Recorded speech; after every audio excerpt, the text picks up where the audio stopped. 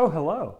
In this video, I'm going to tell you about 3 great hacks, no, I got that right. 3 new ADHD hacks that my counselor taught me that I think will be really helpful for you.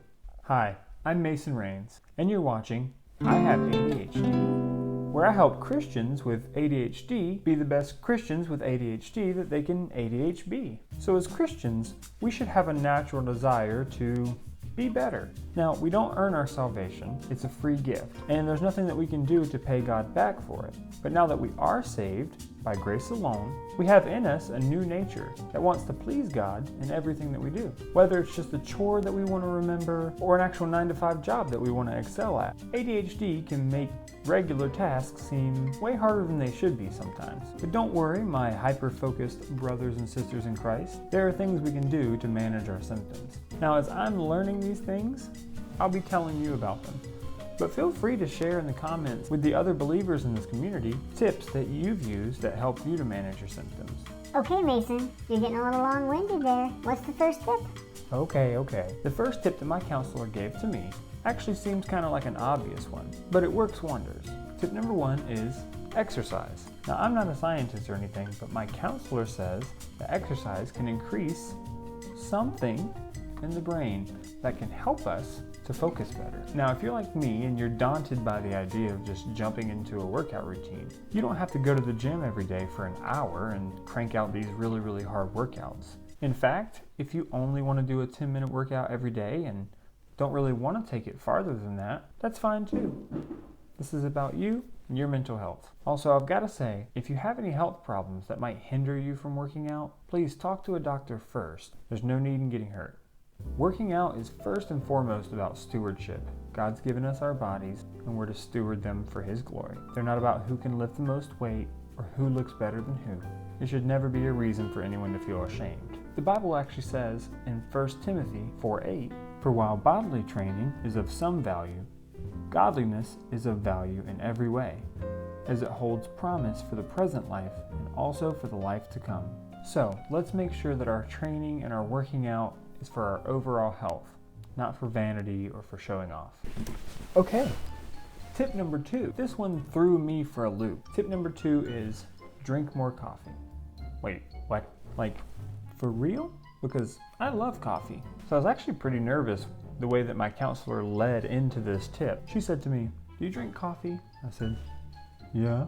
I thought she was gonna say, "Quit drinking it, it's making you anxious, making you more hyper." She goes, "Great. Drink more if you want to." She said that drinking coffee actually has an opposite effect for people with ADHD and actually helps us to focus. So now I drink a gallon of coffee a day. I'm just kidding. Please do not drink a gallon of coffee a day. Now with this, I do want to caution, if you're starting out drinking a small cup of coffee every morning, please do not jump to 4 cups a day thinking that it's going to help you. It might, but take it slow, do it the smart way. In fact, if you have an ADHD counselor of your own, talk to them first. Maybe even talk to your doctor. But I was already drinking 4 or 5 cups a day and was doing just fine. Remember, these are just suggestions, and I'm no doctor. Well, we've made it to tip number 3. But after I tell you tip number 3, make sure you stay to the end of the video, because I've actually got a bonus tip for you to add to the last video that I did. Now, tip number 3 is going to sound probably even more obvious than tip number 1, but I've added a little twist. Tip number 3 is get a planner. Now, I know.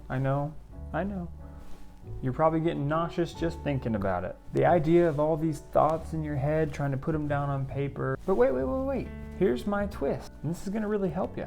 So me and my wife have been successfully using a calendar, which, by the way, when I was writing the outline for this video, I kept writing the word, calendar, C-A-L-E-N-D-E-R. And I was starting to get pretty mad because it kept telling me I was spelling it wrong. Turns out I just don't know how to spell the word calendar. Okay, back on task. We've been successfully using a calendar in our home for a few months now. And here's the way that you can make it a little less scary. Here's the twist. Drum roll, please. Use a dry erase calendar. That way, you can add tasks to a certain day, and when life throws curveballs at you, which we know that it does, you can just erase them and move them to a different day.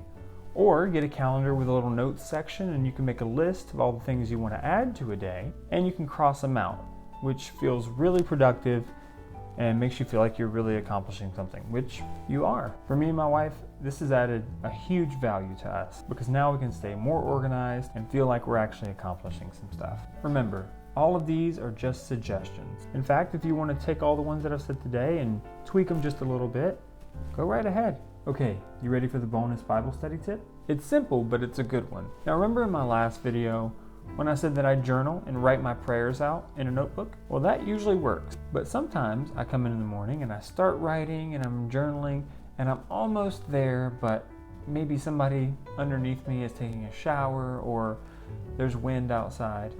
What I like to do is pop in headphones and listen to some calm, instrumental worship music. It just helps me to focus on what I'm praying about, and it helps me to process the day to come or the last few days that I've had. After all, we're told to cast our cares on Him because He cares for us. God is working on you. He's sanctifying you. Trust in His timing. The work that He started in you, He will bring it through to completion. Anyhow, my name's Mason. Thanks for watching. God bless.